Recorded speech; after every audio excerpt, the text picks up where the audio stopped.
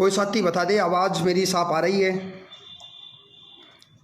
साथी विद्याधर, विजेंद्र, कोई भी एक साथी कहते कि आवाज़ साफ आ रही है क्या दोस्तों?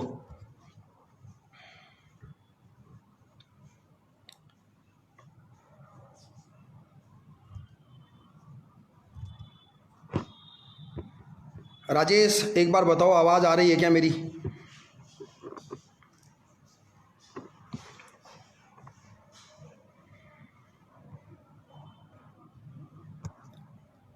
साथियों,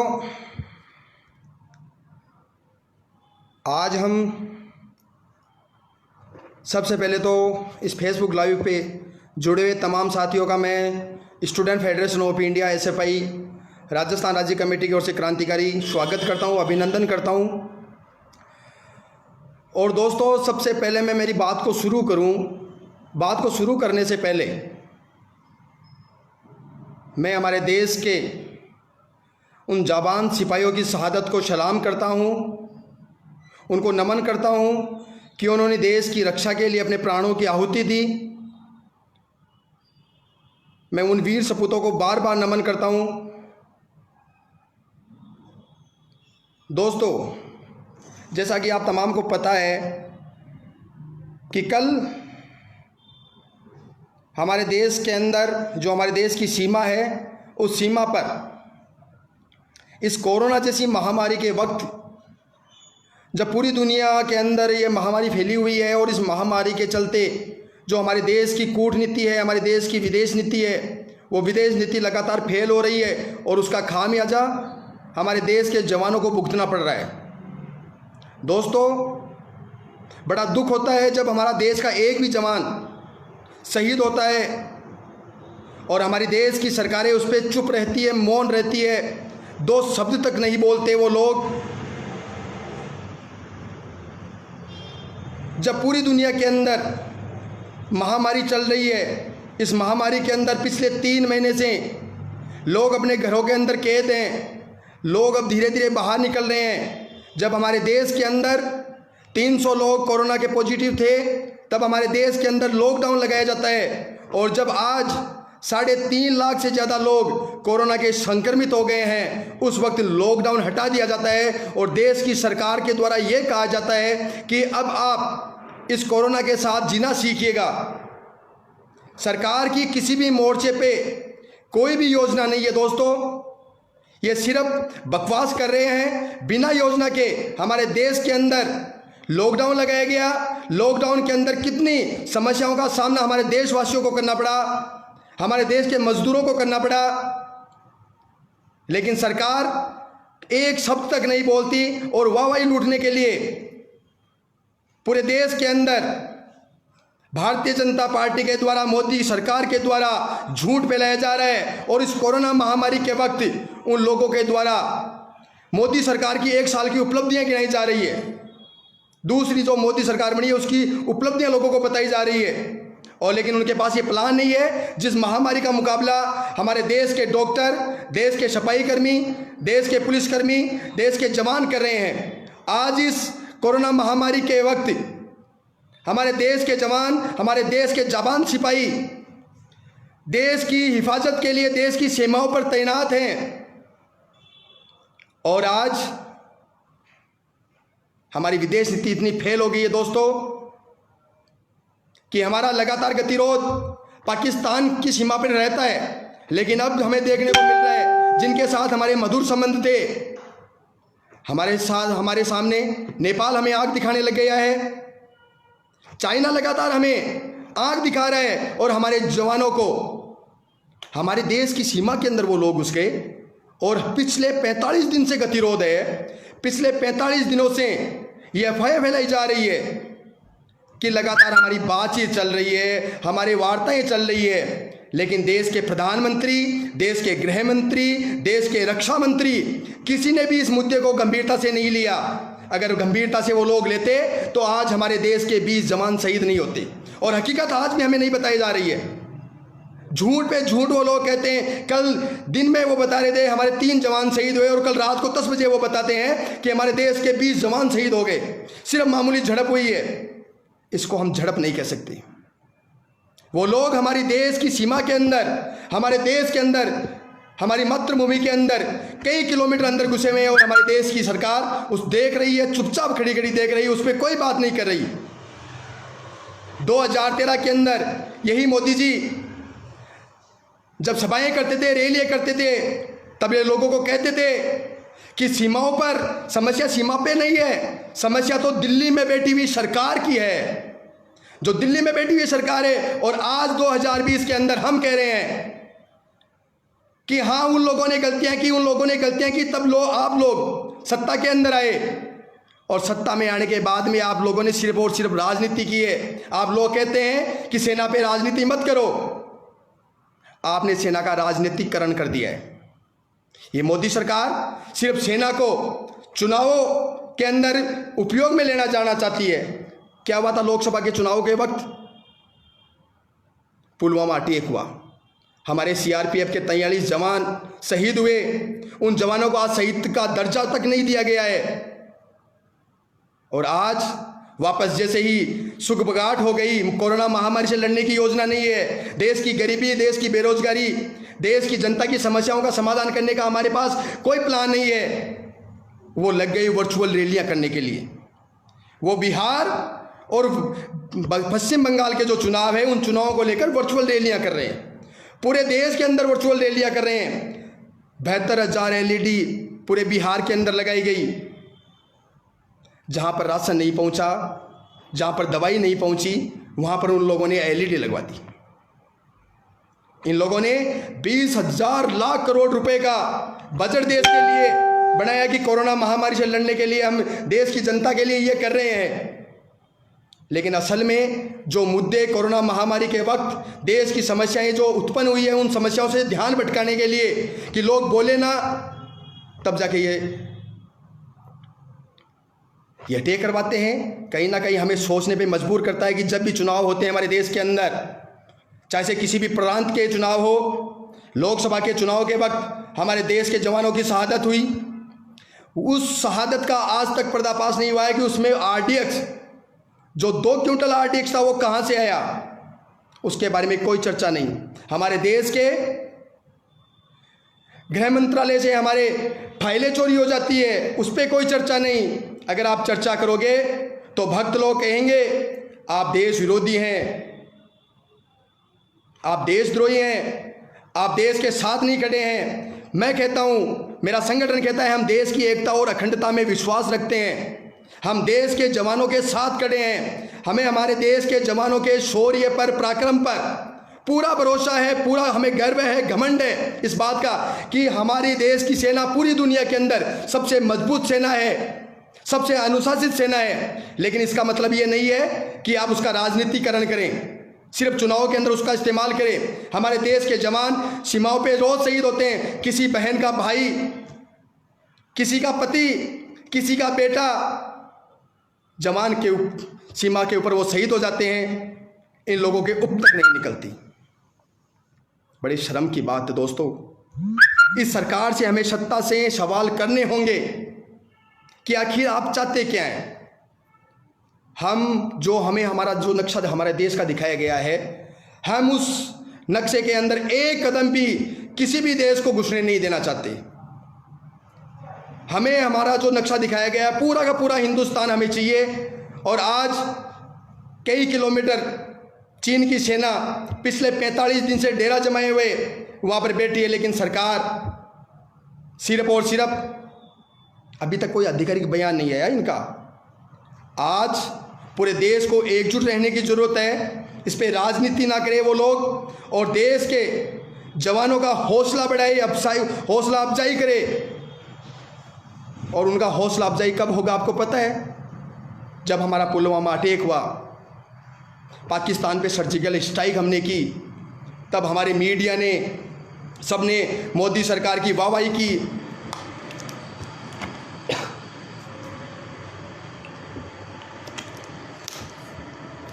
इन लोगों ने कहा कि पाकिस्तान को मुंह तोड़ जवाब दिया गया। और आज हमारी सेना का मनोबल तभी बच पाएगा जब चाइना को मुंह तोड़ जवाब हम लोग देंगे। हम हमारे पड़ोसी देशों से हमारे रिश्ते अच्छे नहीं रख पा रहे हैं, लेकिन ये चाइना को ये मोदी जी एक शब्द नहीं बोलेंगे।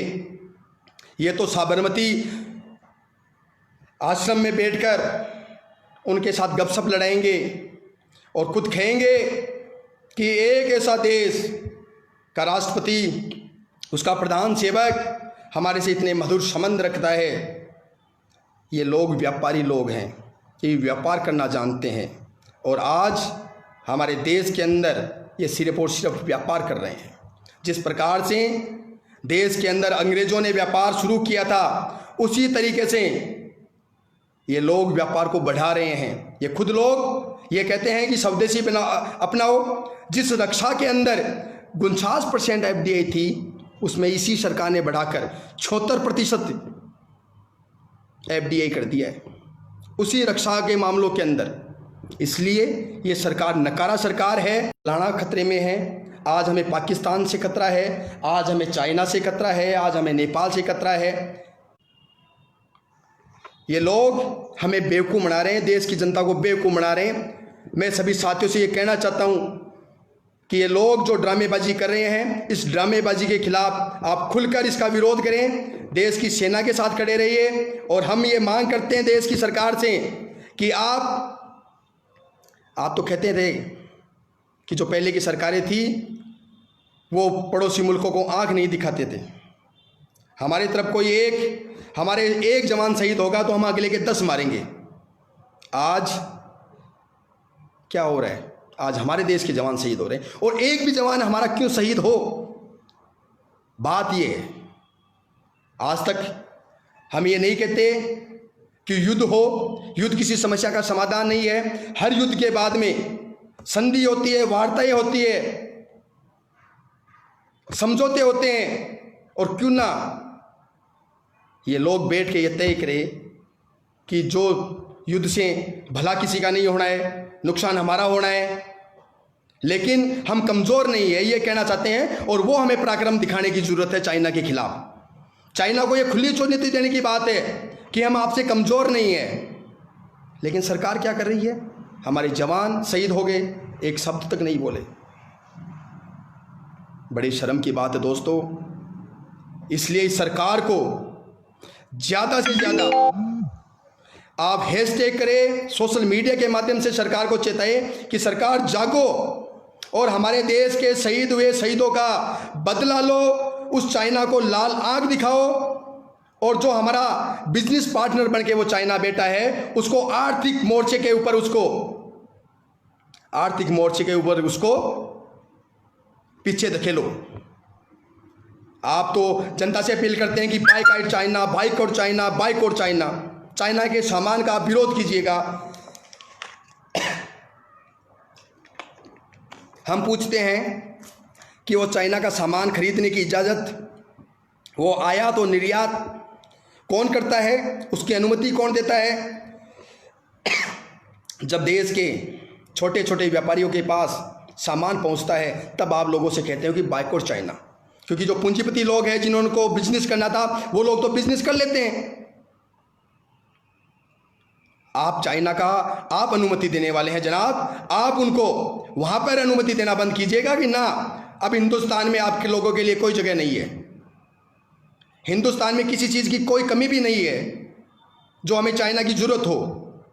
आज हम हमारे देश के जवानों के साथ खड़े हैं और असल में ये प्रधानमंत्री मोदी और भारतीय जनता पार्टी ये कहती है कि हम देश को झुकने नहीं देंगे, झुकने नहीं देंगे, झुकने नहीं देंगे। जनाब, आप जैसे लोग आते रहते हैं, जाते रहते हैं। जब देश आज़ाद हुआ था, उस आज़ादी के बाद में आज तक अगर देश को किसी को झुकने नहीं दिया तो वो हमारे देश की सेना थी। हमारे देश की सेना ने हमारा देश को कभी झुकने नहीं दिया। दुश्मन जो हमारे हैं उनको माकूल जवाब समय समय पे दिया है। अगर उन्होंने कोई भी हरकत की है तो हमारे देश के जवानों ने, हमारे देश की सेना ने दुश्मन को मुंह तोड़ जवाब दिया है। लेकिन आज आप लोग हमें पंगु बना रहे हैं, आप कोई निर्णय नहीं ले रहे हैं। और जब आप निर्णय नहीं लोगे तो जनाब हालात ये होंगे। मैं एक वाकया बताना चाहता हूं। जिस जगह कल घटना घटी,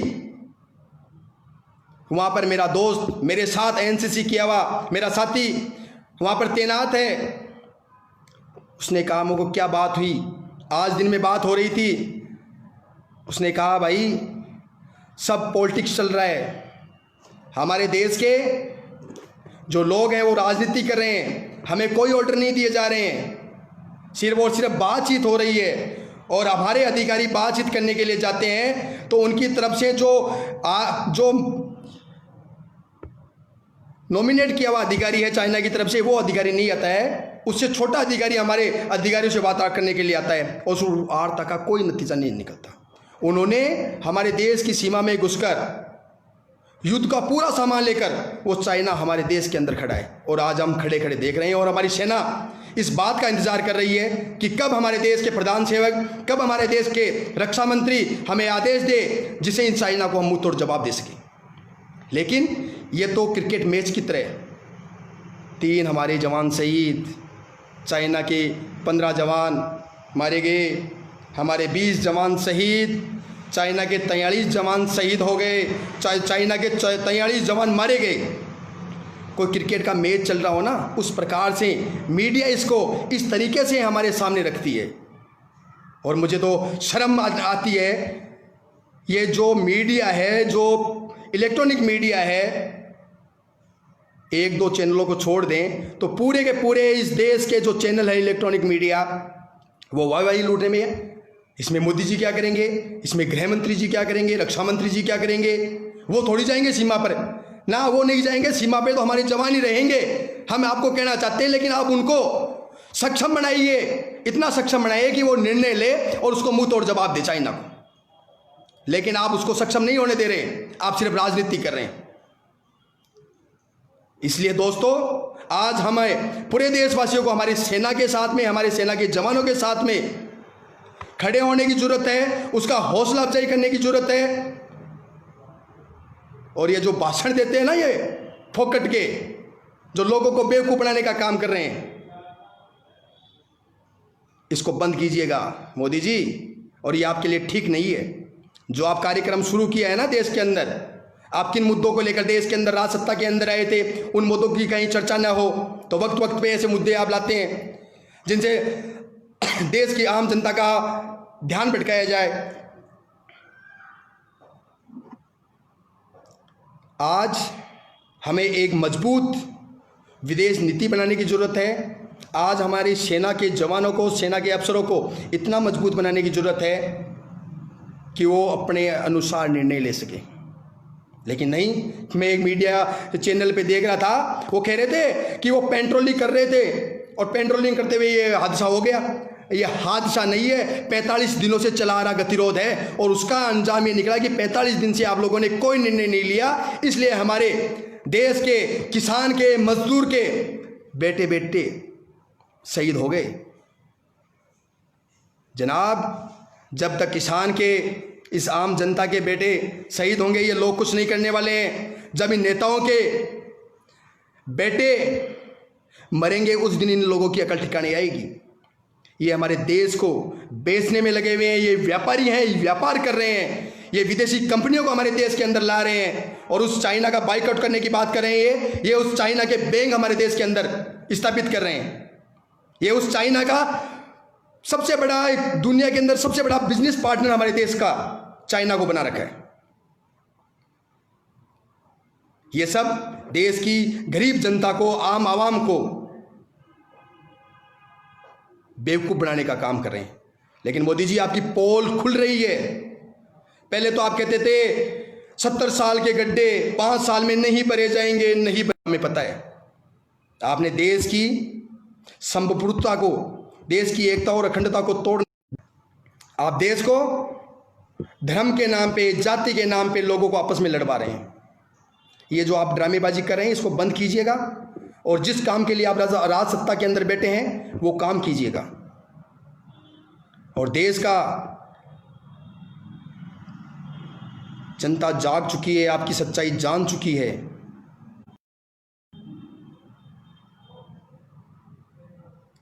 आपकी बहुत दिनों तक ये जुमलेबाजी चलने वाली नहीं है कि आप सुधर जाओ, देश के जवानों का हौसला अफजाई करो, देश की सेना को स्वतंत्र करो और उसको चाइना को मुंह तोड़ जवाब दो।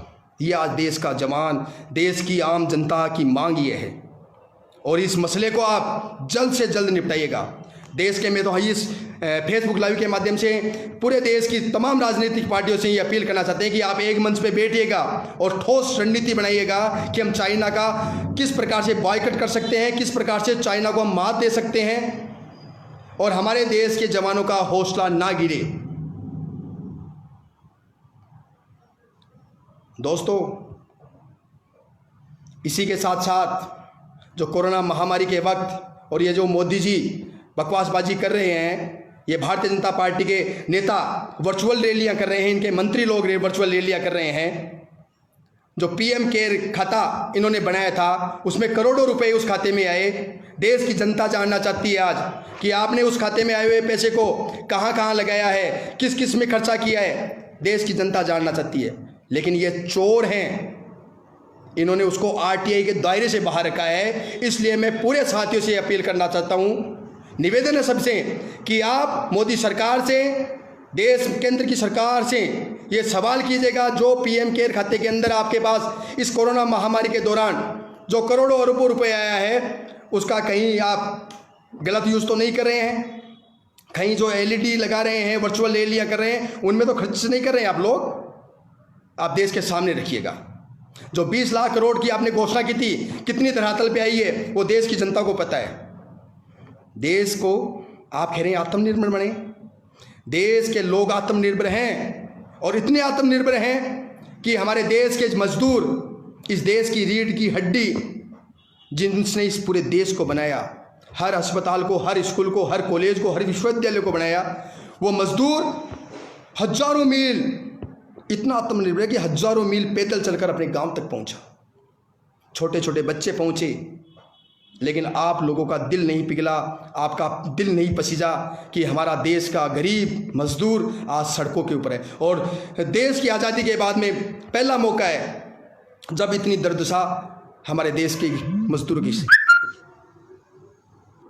आज अगर देश की इकोनॉमी को कोई जीवित रखा है किसी ने, तो हमारे देश के किसी भी पूंजीपति ने, किसी भी उद्योगपति ने नहीं रखा। अगर असल में हमारी आर्थिक, जो हमारी इकोनॉमी को किसी ने बचाया है, तो हमारे देश के किसान ने बचाया है। इस कोरोना महामारी के वक्त उसने कोई, यही व्यापारी, यही उद्योगपति अपने जो उत्पाद थे, जो इनके बनाए हुए प्रोडक्ट थे, उनको इन्होंने दोने और तीनों दामों के अंदर आम जनता को दिया। लेकिन किसान ने अपनी फसल को उसी भाव के अंदर लोगों का पेट भरने का काम किया है। और आज उसी किसान के, उसी मजदूर के बेटे पे गोलियां चल रही है और आप शांत बैठे हैं। वो सीमा पे शहीद हो रहे हैं, आप कुछ नहीं बोल रहे। ये गलत है, आप सुधरो। तमाम राजनीतिक पार्टियों को बुलाओ, तमाम राजनीतिक पार्टियां एक मंच पर बैठ के तय करें कि हम किस प्रकार से इससे लड़ें। और जो आप जिन मुद्दों को लेके आए थे, उन मुद्दों के ऊपर लोगों को राहत देने का काम करें। आज देश का विद्यार्थी इस आस में बैठा है कि पिछले 3 महीने से लॉकडाउन है, आप तो कह रहे हैं कि हम डिजिटल माध्यम से हम विद्यार्थियों को पढ़ा देंगे, लेकिन क्या आपको पता है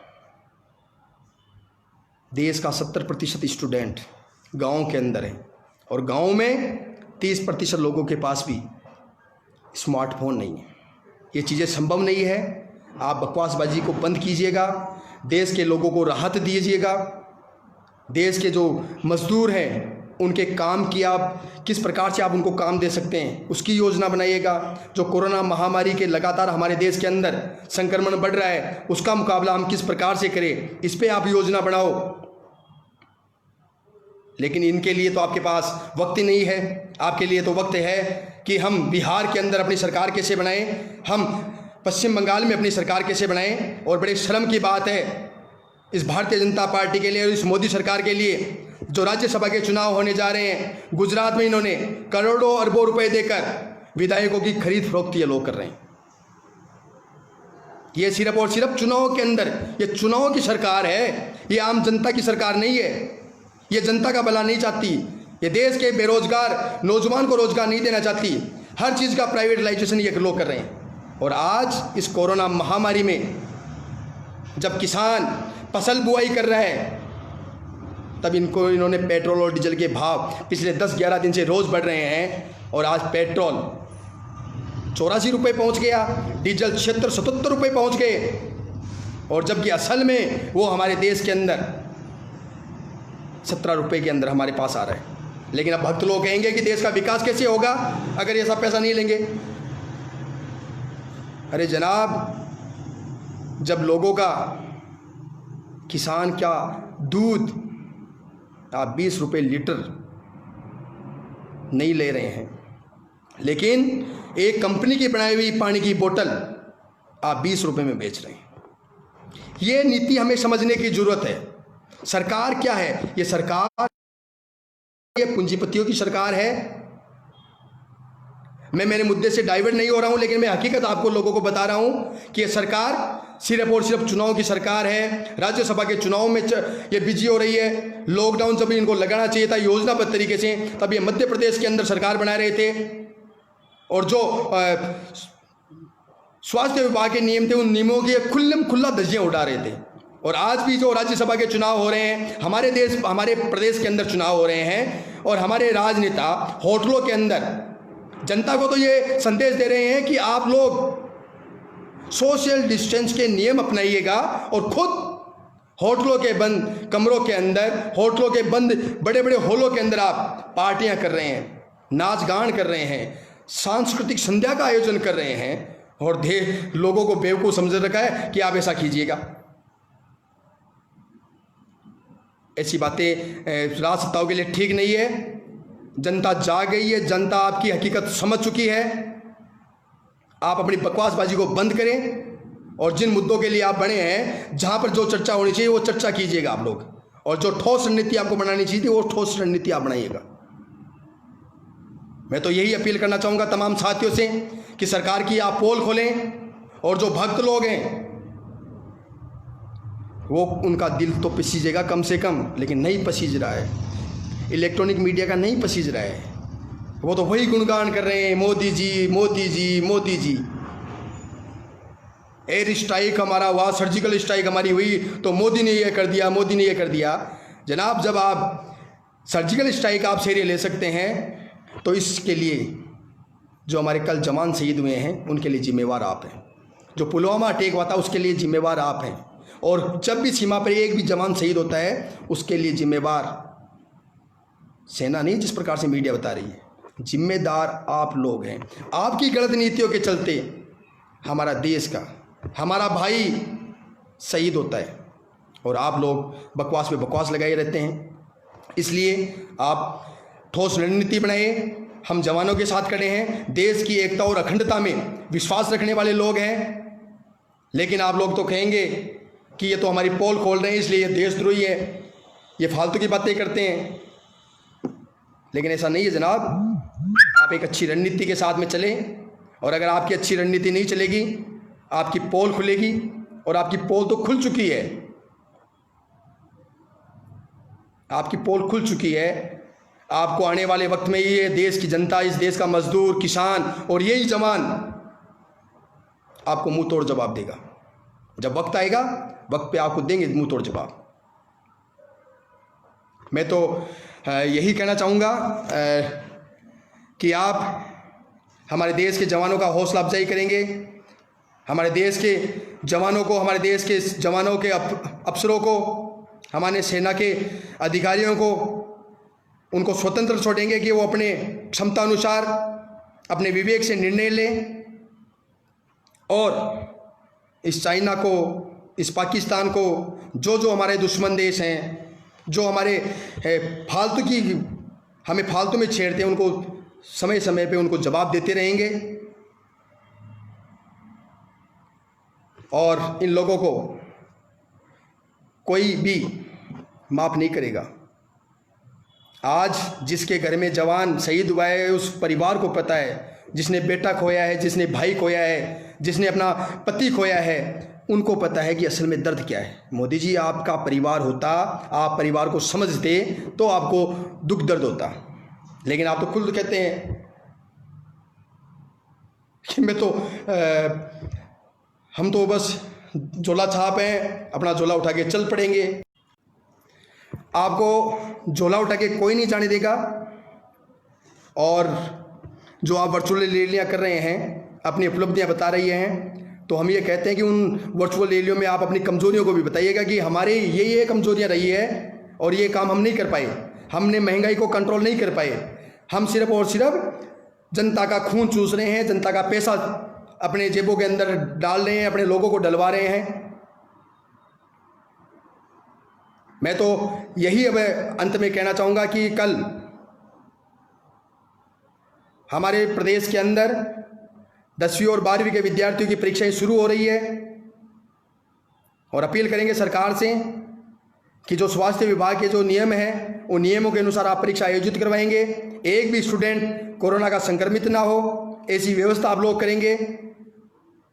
और जो विद्यार्थी, जो बेरोजगार पिछले 3 महीने से जिनके कमरा वो खाली करके वो गांव चले गए थे, खाली नहीं किया था, और आज मकान मालिक उनको परेशान कर रहे हैं, हमारी सरकार से मांग है कि पूरे प्रदेश में नहीं, पूरे देश के अंदर जो बेरोजगार युवा है, बेरोजगार जो कॉलेज और स्कूलों में, यूनिवर्सिटियों के अंदर, विश्वविद्यालय में जो स्टूडेंट पढ़ रहे हैं, उनका लॉकडाउन के दौरान का पूरा किराया माफ़ हो। विद्यार्थियों को, बेरोजगार नौजवानों को छात्रवृत्ति मिले, उनको आर्थिक सहायता मिले। ये हमारी मांग है, हमारे ऑर्गेनाइजेशन की तरफ से, हमारे स्टूडेंट फेडरेशन ऑफ इंडिया की तरफ से।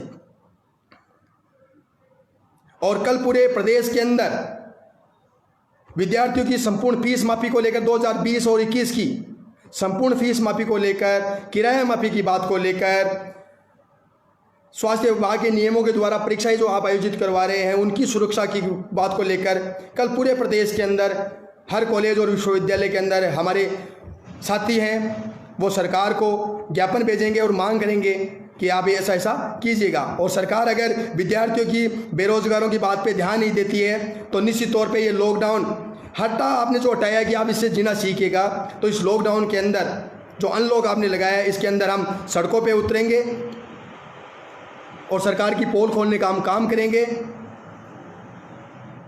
मैं तो यही कहूँगा राजस्थान की सरकार से भी कि आप विद्यार्थियों, नौजवानों की तरफ, किसानों की तरफ, मजदूरों की तरफ ध्यान दीजिएगा। और जो मोदी सरकार जो निर्णय लेने में देरी कर रही है, वो जल्द से जल्द निर्णय ले और देश की सीमा के अंदर जो चाइना के जो लोग घुसे हुए हैं, चाइना की सेना घुसी हुई है, उसको वापस खदेड़े। और जितना हमारा देश की सीमा लगती है, उतनी हमारी देश की सीमा वो हमारे देशवासियों को हमें चाहिए। हमारी सेना का, हम आपसे एक ही बात करें, हमारी सेना का मनोबल मत तोड़ देना मोदी जी, मनोबल मत तोड़ देना। अगर देश की सेना का मनोबल टूट गया तो हम अपना गर्व है, जो हमारा गर्व है, हमें घमंड जिस बात पे है, जिस आन बान शान हमारी सेना पे हमें गर्व है, उस सेना का कभी सर झुकना नहीं चाहिए। हम हमारे देश के लिए और हंसते हंसते लोग पूरी मजबूती के साथ उस -20 डिग्री सेल्सियस माइनस के अंदर वहाँ पर वो सेना पे खड़े रहते हैं। ये गर्मी चल रही है, बॉर्डर के ऊपर सेना के जवान अपनी सेवाएं दे रहे हैं। मैं और मेरे संगठन की तरफ से, मेरे साथियों की तरफ से सलाम करता हूं। हम आप लोगों के साथ खड़े हैं, हम आपको बार बार सलाम करते हैं, आपके जज्बे को सलाम करते हैं और देश की सरकार से ये कहते हैं कि आप आगाह हो, आप अच्छी रणनीति बनाओ। और जैसा कि हर युद्ध, हर समस्या का समाधान नहीं है, हमारे पड़ोसी देशों से हमारे अच्छे मधुर संबंध होने चाहिए, ये हम चाहते हैं कि हमारे देश के। लेकिन हमारे मोदी जी को और भारतीय जनता पार्टी को हमारे पड़ोसी देशों से संपर्क रखने का कम अनुभव है। वो तो सीधा अमेरिका से वो रिश्ता रखते हैं, हमारे मित्र राष्ट्र हैं, उनसे उन्होंने दूरियां बना ली है। तो हम कहते हैं हमारी सरकार को, जो हमारा मित्र राष्ट्र है, हमारा रूस, जो हमारा सबसे बड़ा मित्र राष्ट्र है, आप उनसे नज़दीकियाँ वापस बढ़ाइएगा। और जो अमेरिका, जो साम्राज्यवाद पे चलने वाला देश है, उसका बायकट कीजिएगा, इस चाइना का बायकट कीजिएगा, इनका आर्थिक मोर्चे पर इनको मात दीजिएगा। ये तमाम की तमाम बातें आप तय करेंगे सारी राजनीतिक पार्टियों को साथ में लेकर। देश हित में निर्णय लेंगे, ऐसी हम उम्मीद करते हैं। और आप जो जो गड़बड़ करोगे उसकी समय समय पर हम लोग पोल खोलते रहेंगे। एक बार पुनः मैं इस कोरोना महामारी में हमारे देश के सफाई कर्मियों को, देश के पुलिस कर्मियों को, देश के डॉक्टर्स को सलाम करता हूं कि जो मजबूती के साथ लगे हुए हैं। लेकिन देश का जो सिस्टम है उस सिस्टम को उसको सुधारने की ज़रूरत है। जो उनको उपलब्ध कराना चाहिए था, जितने उनको सामान की ज़रूरत है, जितने मेडिकल किट की ज़रूरत है, वो हमारी सरकारें उनको उपलब्ध करवाएं। और ऐसा आप प्लान करें कि भविष्य में ये कोरोना का संक्रमण ना फैले, हम हमारी पुरानी ज़िंदगी वापस जिए, हम लोग अपने काम करें और वक्त वक्त पर जो सरकार की गलत नीतियाँ, उस गलत नीतियों को बताते रहें, इनका विरोध करते रहें। और एक बार पुनः मैं जो हमारे देश के कल जवान शहीद हुए हैं, जो कोरोना के अंदर जिन लोगों ने अपनी जान गंवाई है, उन तमाम लोगों के प्रति गहरी संवेदना प्रकट करता हूं। हम लोग उनके साथ खड़े हैं, उनके परिवार के साथ खड़े हैं और ये उम्मीद करते हैं कि उनके परिवार को इस दुख की घड़ी में लड़ने का जज्बा मिलेगा और आपको सरकार अच्छी रणनीति बनाएगी। मैं देश की सेना को एक बार सलाम करता हूं, बार बार सलाम करता हूं, उनके जज्बे को, उनके शौर्य को सलाम करता हूं। देश की एकता और अखंडता कभी टूटनी नहीं चाहिए। आज इस संकट की घड़ी में हर देशवासी, प्रत्येक देशवासी देश की सेना के साथ खड़ा है, देश के साथ खड़ा है। यही बात कहते हुए मैं मेरी बात को ख़त्म करूंगा। सरकार आगाह रहे, सरकार अच्छे फैसले ले। आप तमाम लोगों ने मुझे सुना, इसके लिए आपका बहुत बहुत धन्यवाद। इंकलाब जिंदाबाद। जय हिंद, जय भारत मेरे दोस्तों।